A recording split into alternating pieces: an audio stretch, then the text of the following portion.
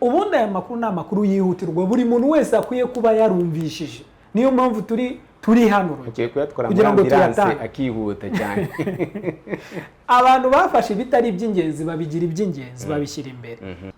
Icyo ngiye ntashidikanyaho ni iki: ukuri kuzatsinda uko byagenda kose, ukuri kuzarangira gutsinze. Pastor, iyo uvuga ngo ukuri kuzatsinda, reka ngira ngo ni imvugo isanzwe izwi no mu buzima busanzwe iyo umuntu akurenganyije witabaza ijambo ati nta kibazo ukuri kuzatsinda. Hari aho byanditse itariki ukuri kuzatsindiraho? Yego, dufite ubihamya. Hano ubutumwa bwiza ntabwo ari motivation. Ubutumwa bwiza ni imbaraga y'Imana. Uziyuba ku motive uyu munsi, ejo uzamanuka ukenera undi muntu wongera kukumotiva. Niwongera ukamanuka uvuga uti noneho umumotiva ninde, ushaka ikindi kikumotiva. Ariko imbaraga z'ubutumwa bwiza nuko iyo ubwumvishije ubwabwo bukuzamura ku buryo udakenera kuba motive, ubwabwo buhinduka imbaraga igukoreramo ugahora hejuru. Ntabwo ukenera kuba motive umunsi ku wundi. Abantu rero bitiranya ibintu biba motiva bikabashyushya n'ubutumwa bwiza. Ubutumwa bwiza wibuke ntabwo ari ikindi keretse imbaraga y'Imana. Noneho ntihajya habura rero abantu bishwe n'idini. Abo ntibajya babura. Idini ryahozeho ntacyo wakora ngo ntabwo ari iry'ubu, ntacyo wahindura. Ni nayo mpamvu ikiza ari ukurisohokamo kugira ngo ntabwo warihindura. Usohoka mu myumvire yabyo. Nibyo avuga ngo musohoke muri Babuloni. Babuloni bivuga confusion. Musohoke muri confusion. Kuko religion bisobanura religare. Religare bikavuga kuboha, kongera kuboha. No kuvuga ngo idini bisobanuye kuboha. Bind again. Iri dini dane ni izi nsengero tuba turimo tuvuga tujyamo ku cyumweru no muri nibature. Uzi ikintu kinangaza. Ndagusuje mu izina rya Yesu Kristo, ngo ikaze mu kiganiro gishyashya cy'uyu munsi. Nizera kumeze neza uri hirya no hino. Nkwifurije umugisha w'Imana mu mirimo yose urimo. Imana yihire aho uri mu bihugu bitandukanye, mu mijyi itandukanye, ukunda ibiganiro byacu kuri televiziyo Sinai. Niba uri mushyashya, biroroshye cyane kuba umwe muri twebwe no gukanda ko kantu kanditseho subscribe niba ukoresha Icyongereza, hanyuma niba ukoresha Igifaransa akaba kanditseho ngo s'abonner. Hanyuma iyo ugakanzeho uhita winjira mu banyamahirwe batajya bacikwa n'ibiganiro byacu tukibishyiraho, ubundi ukaba mu bambere bafashwa ndetse bagahabwa umugisha. Umukozi w'Imana turi kumwe nawe ntago ari ubwa mbere abanye natwe kuri televiziyo Sinai. Niyo mpamvu ngusaba iki kiganiro kire bukirangize, kubera ko abasanzwe bamuzi murabizi ko iyo twamwakiriye turaryoherwa pe ku buryo dusigara dusaba igice gikurikira. Uyu munsi rero twongeye kugira umugisha wo kumwakira. Pastor Dan, umeze neza? Amahoro. Iminsi myinshi cyane. Wari waratwanze neza. Ni ukuburana. Ni iki cyorezo nacyo ubwacyo kidatuma gusurana bikomeza, ariko Imana turashimana ko yongeye guca inzira tongera kubonana. Hanyuma mbere ko dutangira ikiganiro, reka tubanze dusenga Imana hanyuma dutangire. Nikaze. Turagushimye Data mu izina rya Yesu Kristo, kuko uri kumwe natwe iteka ryose. N'ubu ngubu ntidushidikanya kuri hamwe natwe. Utwungure kukumenya, utwungure kugusobanukirwa, umwuka w'ubwenge no guhishurirwa bitubeho, bitume dusobanukirwa, hanyuma bitume twese tugendera mu buzima bwuzuye watugeneye. Urakoze ku bwa buri wese uzashobora kumva, ndetse no kuri buri muntu wese uzaba ukeneye gusobanukirwa. Ndasenze kugira ngo wowe ubwawe ufungura amatwi, uzibura amatwi, ufungura amaso, gusobanukirwa kwacu kube kuva iwawe, ngo tumenye, dufate, dusingire icyo wadufatiye. Urakoze kubw'uyu munsi, kubwa buri wese mu izina rya Yesu. Amen. Amen. Ikaze kuri mwese. Hanyuma Pastor Dan, bari abashobora kuba baraje bwa nyuma yuko tumaze gukora bya biganiro byiza bitandukanye byafashije abantu, bashobora kwifuza bati noneho umushumba turi kumwe ninde twakwakira, hanyuma tangira ikiganiro. Nikaze. Yitwa Ruhinda Daniel. Ubundi nzwi cyane nka Dan. Nkaba mva muri Church of Life Rwanda. Tukaba ari naho dukorera umurimo w'Imana. Tukaba dushima Imana muri rusange kubw'ubutumwa bwiza bwatugezeho. Amen. natwe tukumva ni byiza kubusangiza abandi bose. Hanyuma abantu bamenyereye ko iyo twakwakiriye mu kiganiro baba biteze kumva ibintu mu buryo butandukanye n'ubwo bari babizimo, n'ubwo bari basanzwe babizimo, bakamenya ukuri bagasobanukirwa. Mufite amatsiko, nanjye ndimo. Niyo mpamvu uyu munsi ni Imana yashyize ku mutima, noneho tugiye gusobanukirwa mu gisobanuro nyacyo cy'ijambo ry'Imana kurusha igisobanuro nyacyo twebwe twibwira cyangwa dushyiraho. Nibyo ubivuze neza. Habaho ibintu bibiri, habaho uko mbitekereza, ibyo babyita personal opinion yawe, kandi ufite uburenganzira mu buryo utekerezamo ibintu no kubyumva gutyo. None ariko hakabaho n'ukuri. Habaho ukuri n'ibitekerezo byawe, mbese uko ubibona ni bimwe, hanyuma ukuri ni ukundi. Ntabwo bivuze rero ko iteka ryose uko ubibona ariko kuri. Ushobora gusanga uko ubibona bitari guhura n'ukuri. Ukuri kuri universe, kuri gukwirakwira ku isi ni kumwe. Ntabwo habaho kuri kubiri cyangwa gutatu. So niba habaho ukuri kumwe kandi tukaba dufite imitekerereze myinshi itandukanye, buri wese afite uko abitekereza, burya ukuri yo tukumenye kuraduhuza, kuko wibuke ni kumwe kandi kurunga kugira abantu umwe kurusha uko kubatandukanye.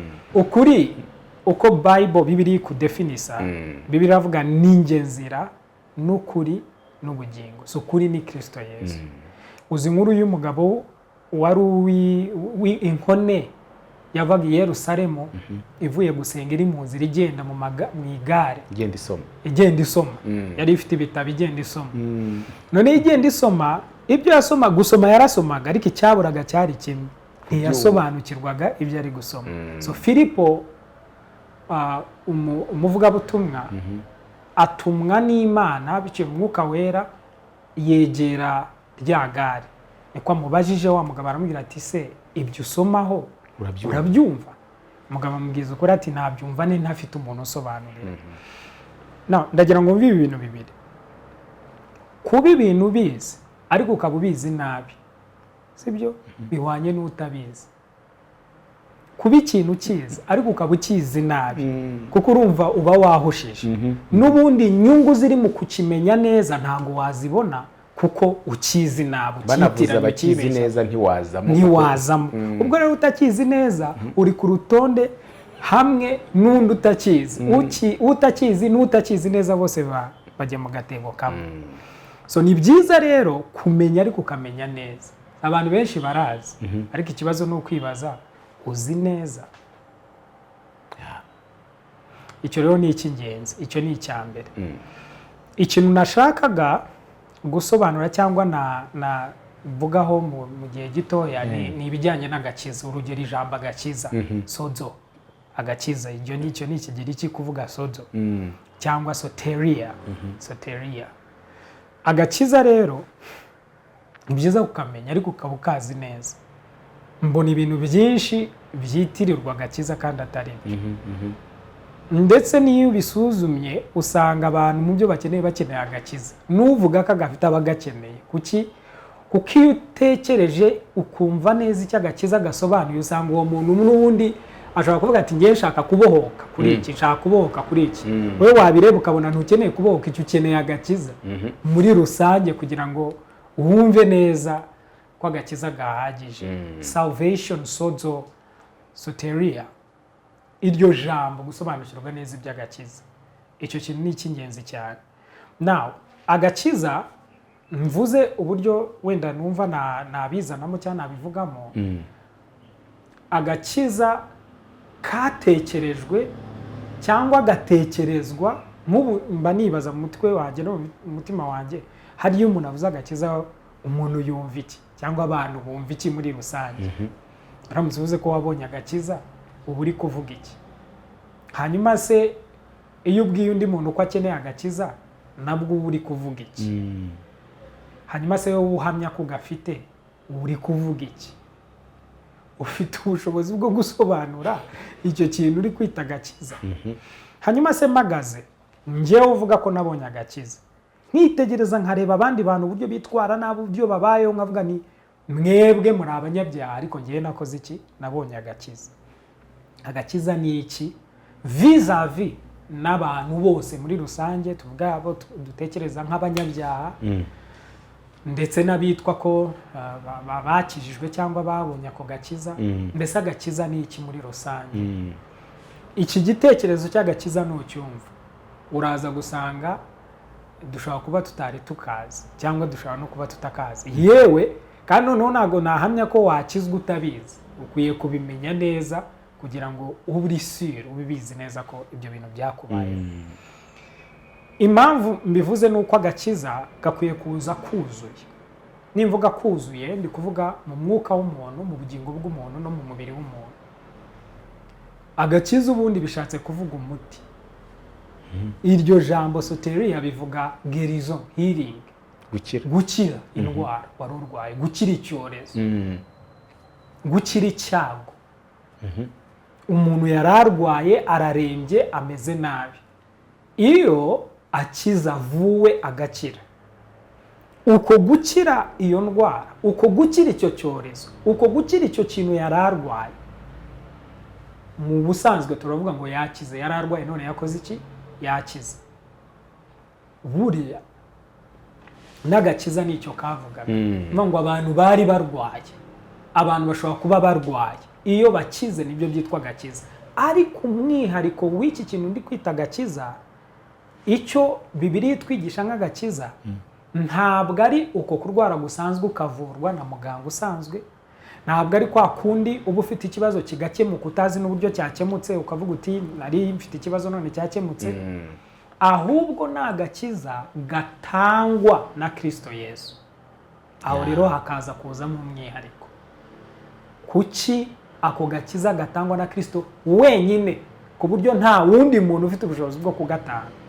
Ni ukubera ubwoko bw'iyo ndwara abantu bari barwara. Buriya hari indwara zivurwa n'abantu ku rugero n'amakliniki. Hakabaho igihe bikomera bakaguha transfer ukajya ku byisumbuyeho mu bindi bitaro byisumbuyeho. N'igihe aba ari indwara igihugu cyawe kitabashije ku buryo niho ndi kugana. Noneho hari aho ugera ugasanga n'ibitaro bishoboka bikomeye cyane byabo ntabwo biri kubasha kugukiza, kugufasha. Bakakohereza ahandi hisumbuyeho.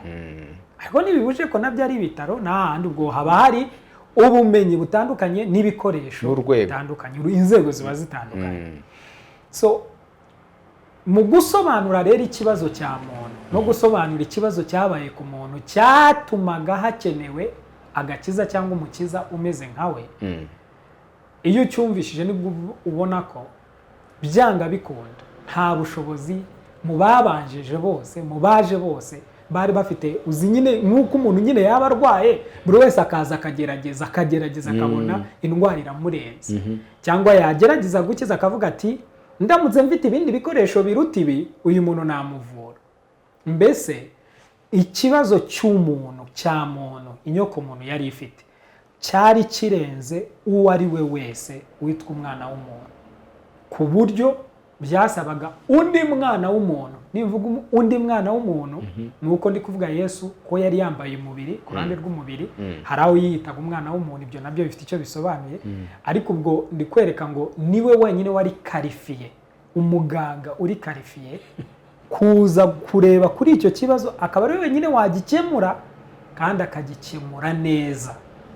Icyo rero yakoze cyo gusanga umuntu arwaye, arembye, mu bumuntu bwe bwose akamukiza.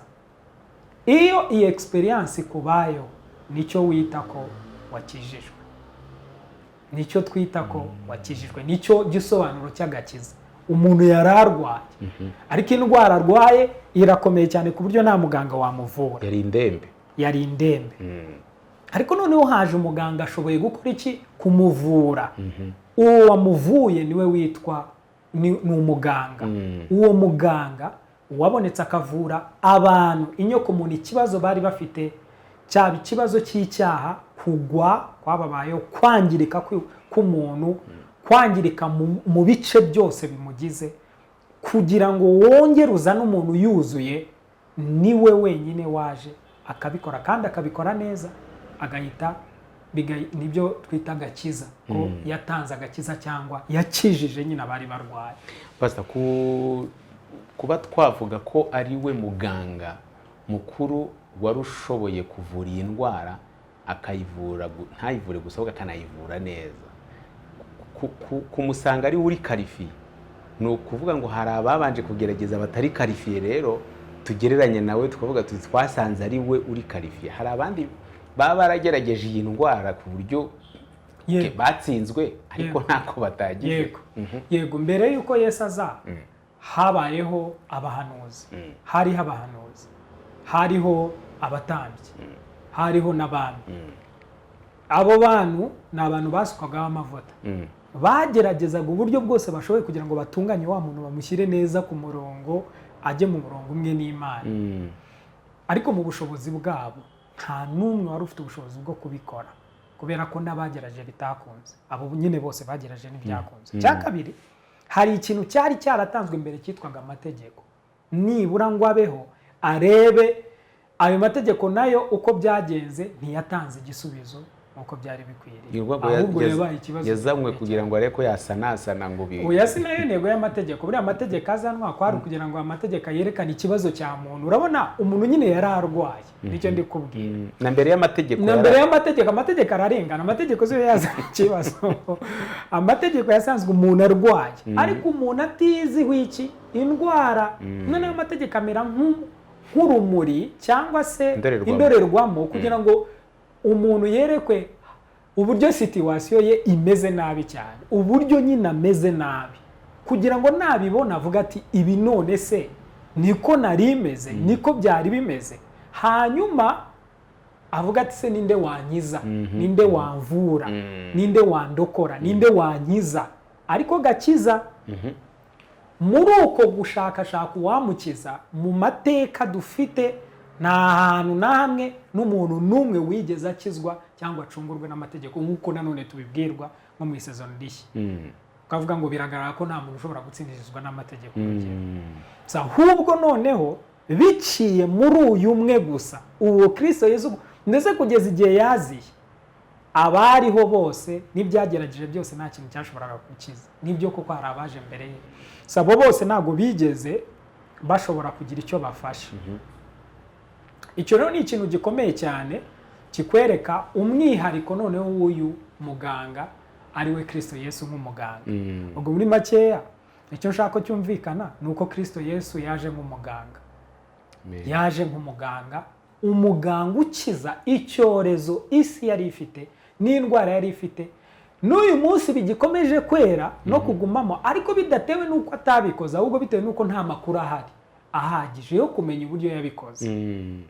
Wari uzi ko ikibazo gishobora gukemuka ariko amakuru ntakugereho ko cya kibazo washaka ko gikemuka cyakemutse, ukaguma uriho ugira ngo kirahari kandi cyarakemutse? Ibyo bintu ujye ubyumva. Ushobora nko kugenda ukadepoza ahantu ushaka ko bazaguhamagara ku kazi, noneho wenda bakibagirwa cyangwa bagatinda kuguhamagara kandi waratsinze bana, ariko ko amakuru atarakugeraho yuko watsinze, ukaba uri aho utazi ko. Ni muri ubwo buryo rero nawe yaraje akora umurimo ukomeye cyane, aravura, ariko ntabwo bivuga ko abantu bose bumvishije cyangwa basobanukiwe neza uko ibyo bintu byagenze n'uburyo yabikoze ngo abikemure. Reka nguhe iri jambo, uraza gusanga abantu benshi bazi inkuru y'umugore wari umaze imyaka 12 mu mugongo. Iyo nkuru by'uyumva usoma Bibiliya cyangwa uwayumvisha ashobora kuba yarelatinga n'iriya nkuru. Iriya nkuru tubwirwa ngo kuko irahura n'agakiza. Ubwo ndi gusobanura nyine uburyo Kristo Yesu yabaye umuganga n'uburyo yabaye agakiza. Iriya nkuru itubwira ngo uriya mugore, biranahura neza na cya kibazo wabajije kivuga ngo mbese hari abari baje mbere. Yego, uzi ko uriya mugore yari yarabanje kugerageza abandi baganga ngo akagurisha ibyo yari afite byose ashaka cyangwa agira ngo bamukize icyorezo cye. Iriya rero ni ishusho. Yarwaye imyaka 12. 12 ni umubare wa representantaga Abisirayeli. Ubu yari arimo atubwira ngo Isirayeli yari irwaye igihe Yesu yazaga Isirayeli yari irwaye kuko yamaze imyaka 12 irembye kuri ya rugero nk'uko uriya mugore yari arwaye ava buri munsi for 12 years, imyaka 12. Ntabwo ari ikintu cyoroshye. Na imyaka 12 irahura nabo n'imiryango 12 y'Abisirayeli na represent Isirayeli yose aho ngaho. Yesu yarimo abaha ubutumwa, murwaye kandi murembye nk'uyu mugore. Yari yarashatse noneho gukira, atanga ibye byose agerageza kwivuza hirya no hino. Umunsi umwe yumva amakuru ya wa muganga, Yesu Kristo. Na iyo nkuru ubundi ni ikibisha iri kutwereka uburyo Kristo ari umuganga, ariko wavuye Isirayeli yose aho cyari igishushanyo cyuko yagomba gukiza isi yose muri rusange. Uyu mugore yatanze ibye ntibamuvura. Wumve ko yanatanze, yagerageje kugira ibyo akora ku giti cye, ashakisha igisubizo uko abishoboye. Tubwirwa ko uyu mugore atigeze akibona. Maze umunsi umwe Yesu ari gucaho, aho hantu ari guca ngo uyu mugore yibwira mu mutima we ati wakora ku nshunda z'imyenda ye ahari nakira byibuze. Na nunitonda uzasanga ahantu uriya mugore yakoze atari ahabonetse hose ku mwenda wa Yesu. Yakoze ku nshunda. Kandi nituvuga inshunda uzi ni nk'uko umwenda waba uzi kwa kundi umwenda aho ugarukira noneho bakashyiraho utundi tuntu turereta tuba tumeze nk'utudodo. Utwo ngutwo izo ni inshunda. Iyo wize mu isezerano rya kera usanga hari icyo bavugaga ku myambaro y'abatambyi. Bavuga ngo uzadodereho inshunda. Ziriya nshunda zagomba kuba zifite n'umubare, ubundi zarepresentaga ijambo ry'Imana. Ngo iteka ryose yagomba gukoraho ngo akibuka amategeko y'Imana. Na muri iryo sezerano rya kera. So basically yerekanaga ijambo ry'Imana. Avete bishaka kwerekana ko uriya mugore yakoze ku ijambo ry'Imana. Kandi nureba Kristo niwe jambo ry'Imana. Ngo yakoze aheza hakwiriye. Hakwiriye niho yakoze. Noneho amukozeho Yesu nibwo avuze ati hari umuntu nkozeho. Urumva bari bamugose baravuga bati turi benshi twese twagukozeho, ariko Yesu rwose gukozeho aba bose. Yesu aravuga ati ya nabyumvishije hari imbaraga imvuyemo. Umve, hari imbaraga imvuyemo. Wibuke wa mugore afite icyorezo, hari icyavuye muri uyu cinjira muri wa mugore umurwayi. Aha rero ndi gushaka noneho kwinjiza ahantu hakwereka ko Kristo ni umuganga ariko ni nawe muti. Muri iyi nkuru tubona yuko uyu mugore yagiye kubona yumva icyorezo cye, ahita yumva impinduka ibayeho muri we. Hari icyavuye muri Yesu kinjira muri iki, muri uyu mugore wari umaze imyaka 12, watanze ibyo byose mbere y'icyo gihe kugeza igihe Yesu yaziye. Iriya nkuru itwereka ko nta muntu n'umwe wari kuvura Isirayeli. Yagerageje abahanuzi, yagerageje abatambyi, yagerageje abari bahari bose bashobokaga, amategeko ntiyigeze atanga igisubizo. Ariko muri we wa muganga igisubizo cyavuyemo, wa mugore arakira. Yesu arahindukira aramureba aramubwira ati wa mugore we genda amahoro, ntuzongere kurwara ukundi. Fete yaramubwiye genda amahoro, ugubwe neza, biho umere neza wese imbere n'inyuma. Muri makeya kwereka neza ko Yesu Kristo yari umuganga. Hariya ni Isirayeli ari kuvura, ariko nk'ishusho yo kuvura isi yose ko ajya ku musaraba yiherejeho amahanga yose. Dani, kuba Yesu yaraje ari umuganga ari n'umuti, byo ubwabyo biragaragaza ikintu gikomeye ubutunzi yari afite cyangwa se bagaje yaje afite ko yari ihagije mu buryo bwose. Kuki isi itakize mu buryo bwa burundu n'uyu munsi hakaba hakiri indembe, hakaba hakiri abarwayi babandi twavuze batamenya ayo makuru? Bayahishwe n'iki? Ikibazo cyiza, ariko n'ubundi nari nabivuzeho mvuga ni ikintu gishobora kuba ntugira amakuru ko cyabaye, ukabaho nkaho kitabaye, ariko atari uko kitabaye, ahubwo nuko nta makuru ufite. Impamvu yo kwamamaza aya makuru y'agakiza nese intego y'abamamaza amakuru y'agakiza ubundi baba bafite iyihe ntego ubwo ndi kubyibaza. ubundi iyo bamamaza amakuru y'uyu mukiza Kristo Yesu ubundi bamamaza iki, bavuga iki? kuko ababivuga bose bakagombye kuvuga aya makuru y'uyu mukiza cyangwa ukiza. biragaragara ko rero bishoboka ko abatanze amakuru batanze amakuru batatanze amakuru y'ukuri cyangwa batanze atuzuye. kuko ubundi umuntu wese aya makuru yakamugezeho. wari uzi ko aricyo gisobanuro cy'ijambo inkuru nziza, uwangelion, amakuru meza, inkuru nziza. yindi Pawulo yavuze ngo ubutumwa bwiza ni nk'inkuru nziza.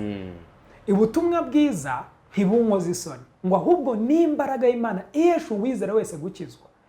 none se bakwizera bate batanumvishije? bakumva bate se nta n'uwabatumyeho? byanga bikunda ba bantu bose bafatanyije mu kumenya ibikwanza, ni ukubanza ukabimenya hanyuma bakabyamamaza ku bandi. ese abantu barabyumvise ko ariko byagenze? se abantu babyamamaje ko ari benshi cyangwa babivuga ko ari benshi baba baramamaje neza uburyo umuti wabonetse, cyangwa bari ibindi bamamaza? none se mbwira, we waba urwaye urembye umeze nabi, ntiwifuze iyo umuntu arwaye ni ukuri ibintu byose biba byahagaze, icyo akeneye ni ugukora iki? ni ugukira, akabanza akagaruka muri eta normal. niyo mpamvu bamuhunza ibindi bintu byose, kuko niyo byaba binejeje ntacyo biba bimubwiye, kuko ararembye ararwaye. ibi bintu nibyo urumva ukuntu, sinzi niba warabonye n'uburyo umurwayi bundi ni ibintu biba byihutirwa. ubundi aya makuru ni amakuru yihutirwa, buri muntu wese akwiye kuba yarumvishije. niyo mpamvu turi hano kugira ngo tuyatange, akihuta cyane. abantu bafashe ibitari iby'ingenzi babigira iby'ingenzi, babishyira imbere. ibi by'ingenzi by'uburwayi bw'abantu bari bafite kandi hari uwazanye igisubizo ntibabitangaza. iyo rero udatangaje amakuru ko hari ibitaro bizima bisobanutse, hari umuganga yarabonetse, kuki mukomeza kurwara kandi umuganga yarabonetse, umuti warabonetse? urugero, niba umuti wabonetse, umuganga arahari, ubundi urumva hari umurwayi wakanga gukira? ahubwo aho reka twibaze, abari gutangaza iyo nkuru nibyo bari kuvuga cyangwa si byo bavuga? Dani, aba bantu bagatangaje iyi nkuru ni uko itaryoheye abo bayitangariza, noneho bagasa n'abadashaka nabo niba yumva neza, bishobora kuba nabo batabyumva. reka nkwereke uburyo bashobora kuba batabyumva. wibuke Pawulo ari kutubwira ngo ni mu Baroma igice cyane, kuko hari abanyeshuri bigisha, nabonaga barimo bagira iyo strategy, akigisha yabona bananiwe akazanamo nk'akantu story gatoya bakunze kugira ngo bakanguke, kubera ko ibyo wenda ari kubabwira bitari byabaryohera. mubwira ikintu gikomeye Domi, abantu bitiranye ubutumwa bwiza na motivation speaking, motivational speech. hano ubutumwa bwiza ntabwo ari motivation, ubutumwa bwiza ni imbaraga y'Imana.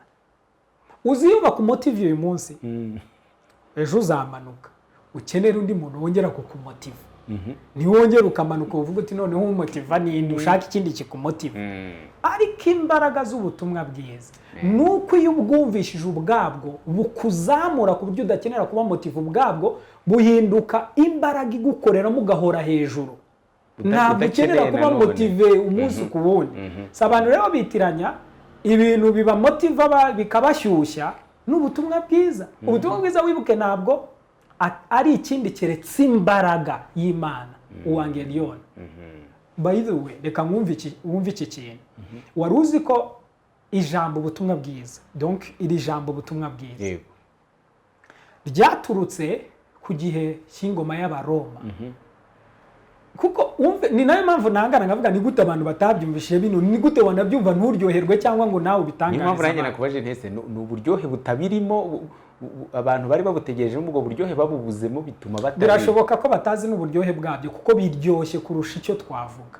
ujya wumva nk'abantu bagereza kwerekana uburyo Yesu Kristo aryoshye nk'ubuki n'iki, ukanabyumvira rero ukumva ntiwumva n'ibyo ari byo. ubutumwa bwiza buryoshye kurusha icyuzi cyose hano ku isi, kuko bukora ku bumuntu bwawe bwose iyo ubwumvishije neza. ariko uzi inkuru nziza, reka nyine nkwereka aho byakomotse.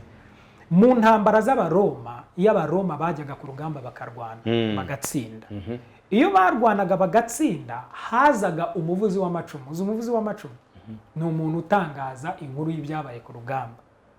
so hazaga umuntu rero akaza gutangaza inkuru z'ibyabaye hehe ku rugamba akaza ibwami aje gusobanura uburyo Roma yatsinze akaza agapfukama akavuga ngo amahoro abe kuri Roma yarangiza akavuga ngo twatsinze. Icyo kintu twatsinze niyo yitwaga uwangeliyoni, ubutumwa bwiza n'inkuru. Ubundi inkuru nziza ikwiye kuba inkuru nziza byonyine niwumva n'imiterere y'iryo jambo inkuru nziza nishobora kuba inkuru mbi. Ibyo ubwabyo kuba ari inkuru nziza biraryoshye. Iyo nkuru ubwayo umva icyakurikiraga. Iyo abaroma bumvaga iyo nkuru nziza bahitaga binjira mu birori bakishima bagahimbaza bakabyina bakanezerwa. Kubera iki? Kubera inkuru nziza y'ubutsinzi yabonetse ku kibazo cyari kibugarije. So uwangeliyoni none wumve aho biva. Ntabwo rero ubutumwa bwiza butangaza ibigiye kuba cyangwa se butangaze ibyananiranye. Ubutumwa bwiza butangaza ibyamaze gukorwa. Hari intsinzi yabonetse, hari umuti wabonetse, hari umukiza wabonetse. Uri kubibona? Iyo rero muri gutangaza ko byabaye nta kindi bizana mu mutima w'ubyumva. Nibyo yavuze umuntu ahita yizera. Umuntu nyine yabyumvishe n'amakuru ubwayo azana umunezero. Reba marayika, umunsi umwe marayika igihe yagendereye abashumba Yesu avutse yaravuze ngo dore inkuru nziza izagera ku bantu bose, umuntu wese uzayumva hazabaho ibyishimo. Hazabaho ibyishimo mu mitima y'abazayumva. Ntabwo inkuru nziza yagombaga kubibishya, igomba kubiryoshya. Ahubwo ni ukwibaza ujya kuyitangaza byonyine ari kumva. Uzi ukuntu abantu bihutiraga gutangaza ayo makuru, umva mwatsinze ku rugamba ukavayo wiruka, si we warotaga ugezeyo kugira ngo babwire iby'amakuru meza. Ubundi ibi nabyo bimutumotiva twe. Ibi nibyo bidutera imbaraga kubera ko tuzi ibyabaye. Imbaraga ntago ziri mu bindi, ziri mu kumenya ayo makuru ubwayo aduhindukira imbaraga. None izo mbaraga nizo motivation duhorana yo kuba wabwira abandi inkuru nziza n'umutima wawe wose unezerewe wishimye uzi ibyo uri kuvuga. Aba bantu batangaza inkuru ituzuye cyangwa batazi neza, badasobanukiwe neza, ko bakomeje kugwira kandi ntibizaha imbaraga ikinyoma kikihuta cyane mu mwanya waho kuri kwakagombye kunyura.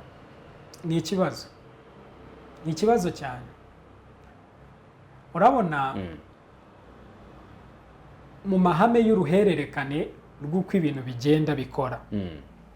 Iyo urubyaro rubanze hari ibintu rudatahuye neza, iyo generation urwo rubyaro iyo rugize ibyo rutumva rukaba confused cyangwa rukibeshya, urukurikiraho rwibeshya kurushaho, rwo rukora amahano. Noneho urwo nirureba ko ruri gukora amahano, mwe muri kuvuga ngo bari gukora amahano, mutegereza abazakurikiraho. Kuko ikiriho nicyo kibyara ikindi. Reka mvuga urugero, ukuri kubyara ukuri kukabyara ukuri, amahoro abyara amahoro, amahane abyara amahane, urukundo rubyara urukundo. Uri kubibona? So iyo hakomeje kubaho ukuri gukomeza n'ubundi kukabyara ukundi, gutyo hakabaho uruhererekane. Ubundi nuko bikora. Ibyo dufite uyu munsi wa none ntago wavuga ko byatangiye uyu munsi wa none. Ubwo dushobora guhita dusubira inyuma tukareba uruhererekane rw'uburyo natwe byatugezeho. Hari aho tuvuge niba hari batarabyumvishe neza bagabiha abakurikiraho, nabo nibabyumve neza bakabiha abakurikiraho. Uyu munsi tukaba dufite uruhererekane rw'abatabyumva neza inkubwe nk'icumi cyangwa inkubwe 100. Uri kumva ko ibyo bintu bimeze?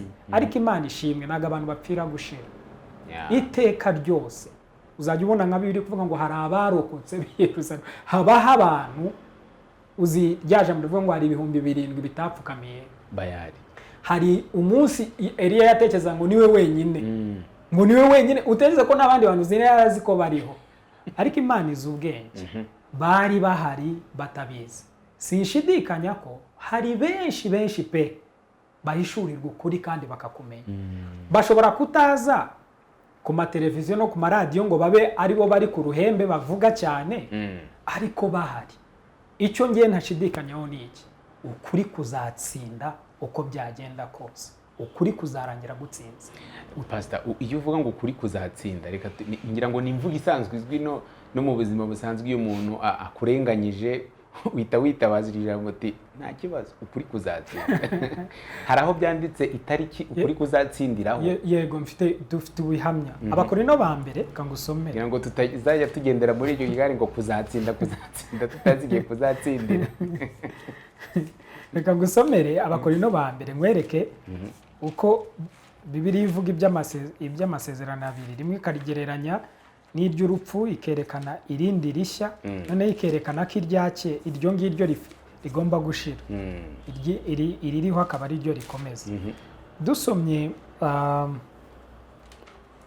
mu gitabo cy'Abakorinto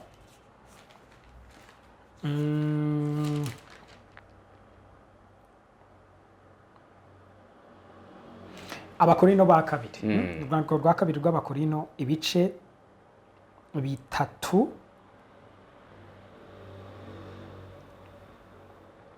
umurongo wa 7. Reka nsome umurongo wa 7 kumanura. Nuko rero niba imitegekere y'urupfu yanditswe igaraturwa ku mabuye yarahawe ubwiza n'icyubahiro, bigatuma Abisirayeli badashobora kwihanganira gutumbira mu maso ha Mose kubwo kurabagirana ko mu maso he, kandi kwari uko umwanya muto gusa kugashira. Bagira ngo wumve icyo, kwari uko umwanya guto, mbese yarashayininze araka ariko byari iby'umwanya muto bigashira. Iyo ni ingingo ya mbere. Nkanswe imitegekere y'umwuka y'ukuri ntizarushaho kugira ubwiza n'icyubahiro niba imitegekere yateraga gucirwaho iteka yarahawe ubwiza. Nkanswe imitegekere itera gukiranuka, kuko ubwiza bwa ya yindi ya mbere butagisa nk'aho ari ubwiza, kuko bwamazweho n'ubwiza buhebuje bw'iyaje hanyuma. Nuko rero niba ubwiza bw'imitegekere ya mbere bwarahindutse ubusa kubw'ubwiza bw'iya kabiri, noneho igumaho n'izarushaho cyane kugira ubwiza. Aho uyu mwanditsi yerekanaga Paul yerekanaga imitegekere ya mbere versus imitegekere ya kabiri. Imitegekere ya nyuma yavugaga ni yazanywe na Kristo Yesu. Niyo mpamvu avuga ngo niyo tubasha kuba ababwiriza b'isezerano rishya. Yego. None imitegekere ya mbere azanamo Mose ko ashaka kuvuga amategeko, ariko amategeko nayo ni wayarenganya, ari gufata systeme yose kuva ku kugwa kwa Adamu kugeza ku gihe cya Kristo Yesu. Rero no kuva ku gihe cya Kristo Yesu gukomeza uyu munsi turacyari mu gihe cya Kristo Yesu. So yerekana ngo iriya yari imitegekere ni ubuzima, n'urwego rw'imibereho uko iyo mitegekere yari imeze. Ngo iyo mitegekere yasaga nk'aho ifite ubwiza, itangaje, iteye ubwoba, tukagira igishushanyo cy'uko ngo mu maso ha Mose hari ubwiza bwagaragaraga bujyanye n'iyo mitegekere ya kera, ngo ariko bukagenda bushira. Kubera iki? Ntabwo iyo mitegekere igomba kugumaho. Hari indi mitegekere igomba kugumaho, niyo ya yindi dukunda gusoma, usomye ugakomeza munsi aho uvumbura ahandi avuga ngo kuva mu bwiza tujya mu bundi. Ni muri uwo murongo rero yerekana ko imitegekere mishya y'ukuri yazanywe na Kristo Yesu niyo izagumaho, indi yose izakurwaho, iyigumeho kandi igwire ive mu bwiza jya mu bundi. So dufite ukuri, dufite ibihamya ko ibi bizashira hakazaho ukuri. Ariko ntabwo bipfa gushira gutyo gusa. Imana ikoresha abantu cyangwa igatuma abantu kugira ngo basobanure. Urugero biravuga bamwe kuba bigisha bavuga butumwa intumwa, bamwe ushobora kubivuga nabi maze undi akavuga ati ntabwo banje intumwa, kuko bwa mbere bamwe kuba intumwa, hanyuma abahanuzi, hanyuma abigisha n'abavuga butumwa. Hari ubije utabishyize ku murongo ati uri kumanura intumwa, amategeko n'amabwiriza uri kumanura intumwa nawe. Ariko ngo kugira ngo abo bantu bakora umurimo wo kugabura iby'Imana, batunganyiriza umurimo wa Kristo gukora umurimo wo kugabura iby'Imana, hanyuma bakuza abo bantu bajye ku kigero cy'igihagaro gishyitse cya Kristo Yesu. Ubwo icyo nshaka kuvuga ni uko Imana ihagurutsa abantu, ituma abantu kugira ngo bashobore gukomeza kwigisha no gusobanura ibyo bintu ngo kuri gusobanuke. Noneho ntihajya habura rero abantu bishwe n'idini. Abo ntibajya babura. Idini ryahozeho ntacyo wakora ngo ntago ari iry'ubu, ntacyo wahindura.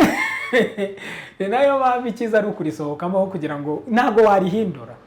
Usohoka mu myumvire yabyo. Nibyo avuga ngo musohoke muri Babuloni. Babuloni bivuga confusion. Musohoke muri confusion. Kuko religion bisobanura religare. Religare bikavuga kuboha, kongera kuboha. Ni ukuvuga ngo idini bisobanuye kuboha, bind again. Iri dini dani ni izi nsengero tuba turimo tuvuga tujyamo ku cyumweru no muri nibature. Uzi ikintu kinangaza ku mitekerereze y'abantu bari gutekereza amadini, bakunda kwifatira mu gaka n'insengero, ariko ntibazi ko idini ari ubwoko bw'imitekerereze runaka umuntu ashobora no kuba rifite mu mutima we wenyine, iryo rikaba idini rye, kuko noneho adafite benshi bamukurikira akataka abafite ahari benshi akajya avuga ngo ari amadini, kumbe nawe ibyo ari gutekereza nabyo ubwabyo byamaze guforma irindi dini.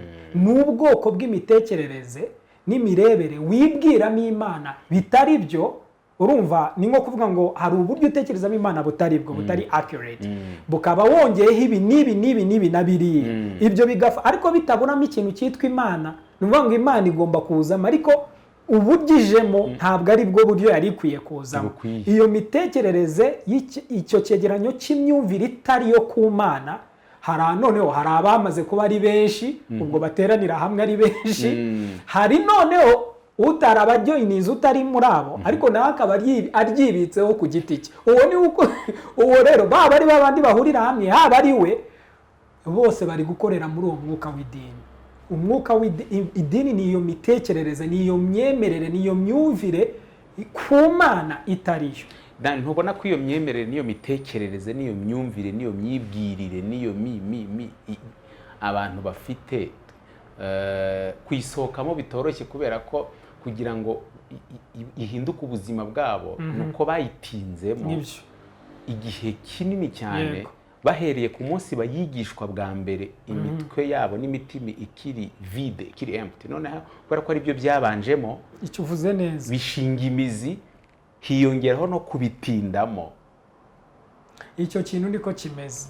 Icyo kintu niko kimeze ko nta muntu urumva kwisohokamo byoroshye. Ubuzima bishobotse se, ubutumwa bwiza ni imbaraga y'iki? Imana. Voilà, abo bavayo kubw'imbaraga z'Imana. Kandi wibuka Imana ntabwo ikoresha intege nke zayo ibakiza, ikoresha iki? Imbaraga zayo ibakiza. So dushobora kwiringira imbaraga z'Imana. Ubukana n'ubunini n'igihe kinini umuntu yaba amaze aho, iyo uzi ukuri gukomeye kurusha ibihe, ukuri gukomeye kurusha imyaka n'iminsi myinshi uba warabaza aho hantu. Ukuri kumwe gushobora kuza kugahura nawe, bya bindi byose ugahita wumva ko bitari byo. Uzi imbaraga z'ukuri. Nicyo Yesu, tekereza Yesu ahagaze imbere y'abagabo bari mu isinagogi, bafite n'amasinagogi, ari kubabwira ngo muzamenye ukuri, ngo kandi ukuri gukora iki? Uzi ukuntu byababaje. Tuzi rero ngo babyakiriye neza, iryo jambo ni ijambo bakiriye neza. Bababajwe nuko ari kuvuga ko batazi ukuri kandi bazi ko bazi iki? Ukuri. Ariko yari yababwiye ngo nimumenye ukuri kuzakora iki? Kuzaba batura. So habaho imbaraga z'ukuri. Ukuri kwibitsemo imbaraga ku buryo kudakeneye ubufasha.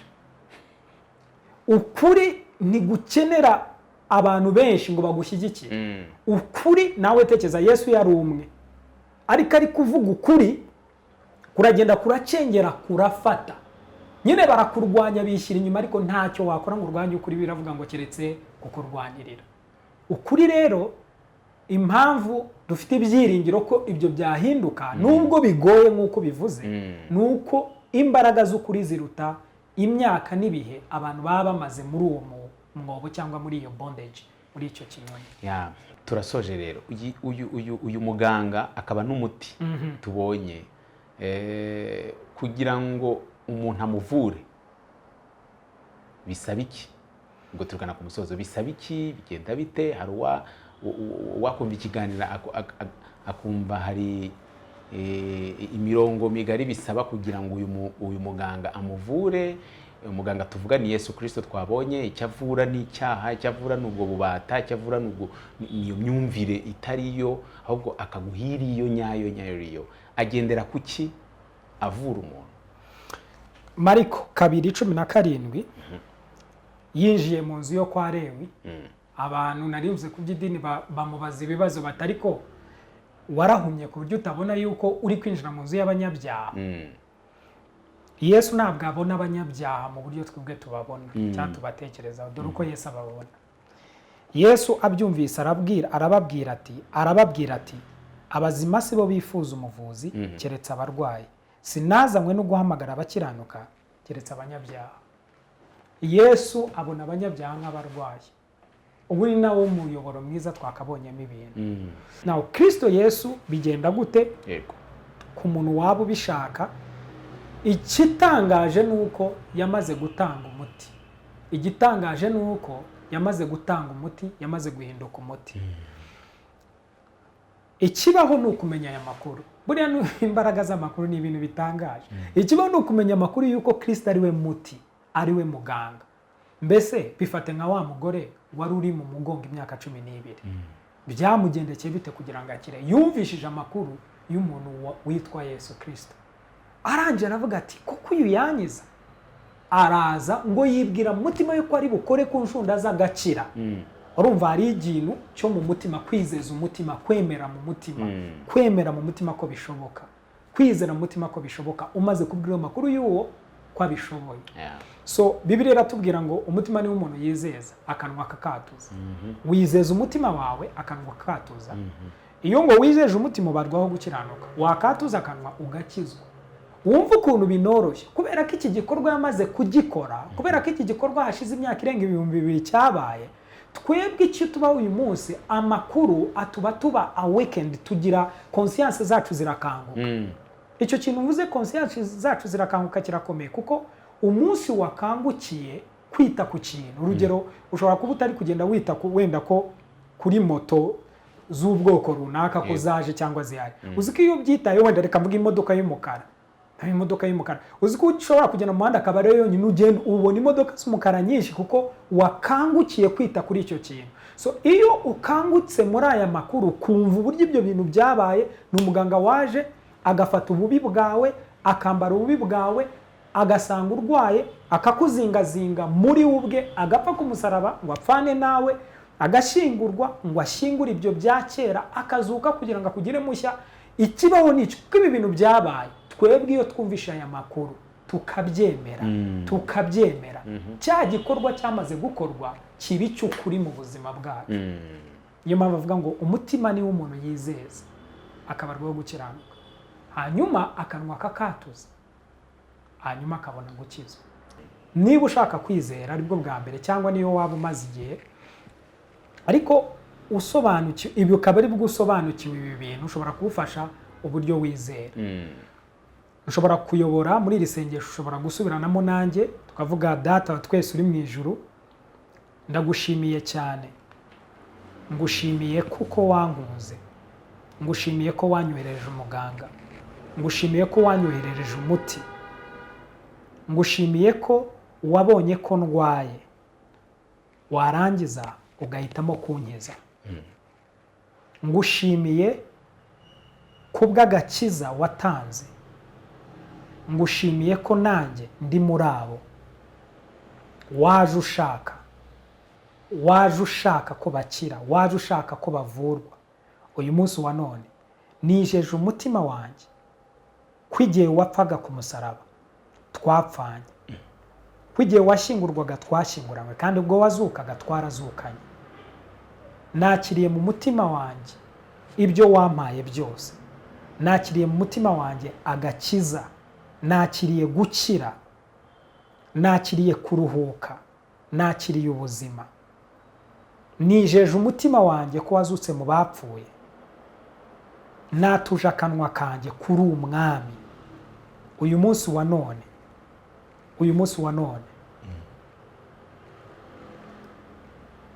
ngeze umwana w'Imana, mbaye umwana w'Imana, kandi uhereye none ibya kera birashize, byose bibaye bishya mu izina rya Yesu Kristo, mu izina rya Yesu Kristo, amen. Ushobora kugufasha nka gusengera gakeya, nubwo umuntu yakwatura gutya nk'uko navuze, ni ukenera kwiga kurushaho kugira ngo urusheho gusobanukirwa. Nawe ndagusengeye mu izina rya Yesu, aho uherereye hose, usanzwe yizera n'uwizeye uyu munsi, ndagusengeye ngo ubuntu bw'Imana bugwire kuri wowe, ubuntu bw'Imana bugwire kuri wowe, n'imbaraga zayo zigwire kuri wowe, kugira ngo ushobore kuba muzima wese. Ndagusengeye kugira ngo niba urushye uruhuke, urwaye ukire, kandi noneho wunguke kumenya umunsi ku wundi. Ubumuntu bwawe bwose bukorweho, ugendere mu buzima bushya wahawe. Ndatura intsinzi kuri wowe, ndatura kunesha kuri wowe, ndatura ibyishimo n'umunezero w'ijuru kuri wowe. Ndavuga ngo ubuzima bwawe burava mu rwego rumwe rw'ubwiza bwinjira mu rundi rwego, mu izina rya Yesu Kristo. Ugendere mu bwiza buhebuje, ugendere mu ntsinzi ihoraho, ugire ibyishimo by'ubumana, uhishurirwe byinshi ku byagukorewe. Ibyo byose mbisabye nizeye mu izina rya Yesu Kristo. Amen. Amen.